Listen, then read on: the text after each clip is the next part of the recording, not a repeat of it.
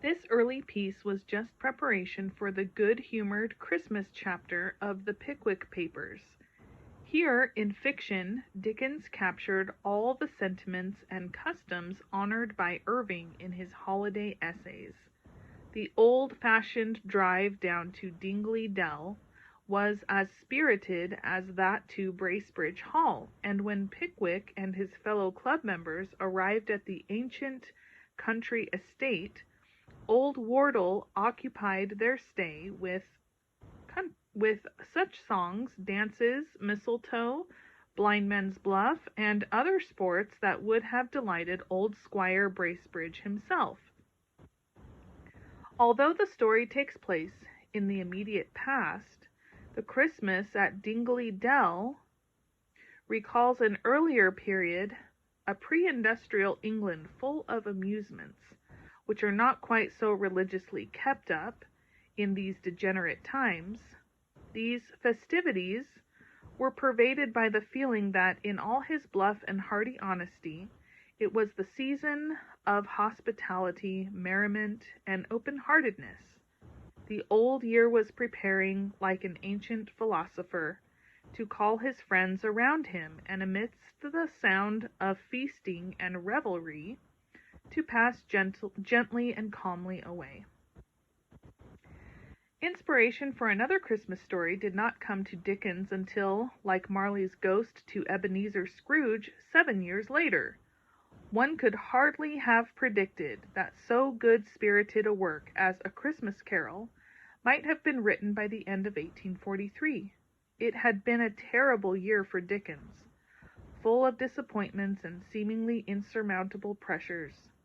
For the first time since his phenomenal success with the Pickwick Papers, Dickens faced the possibility of a decline in popularity and income.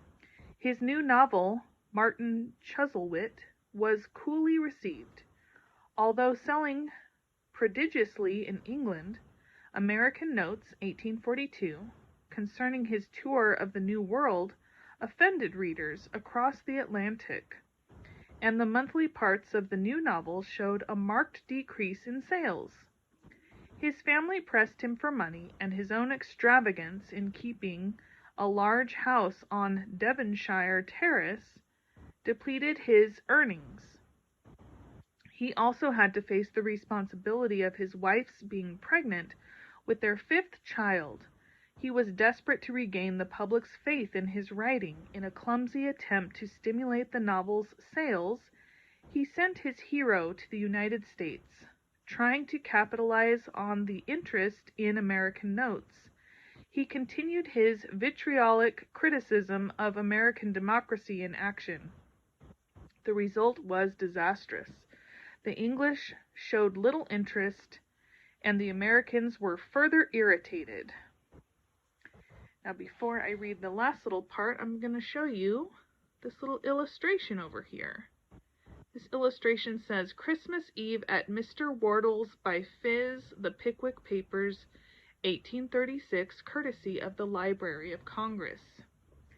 And then there's another little image down here that says, Number 1, Devonshire Terrace, London, by Daniel Maclise, courtesy the Library of Congress. Martin has made them all stark raving mad across the water, he wrote John Forster, his friend and biographer.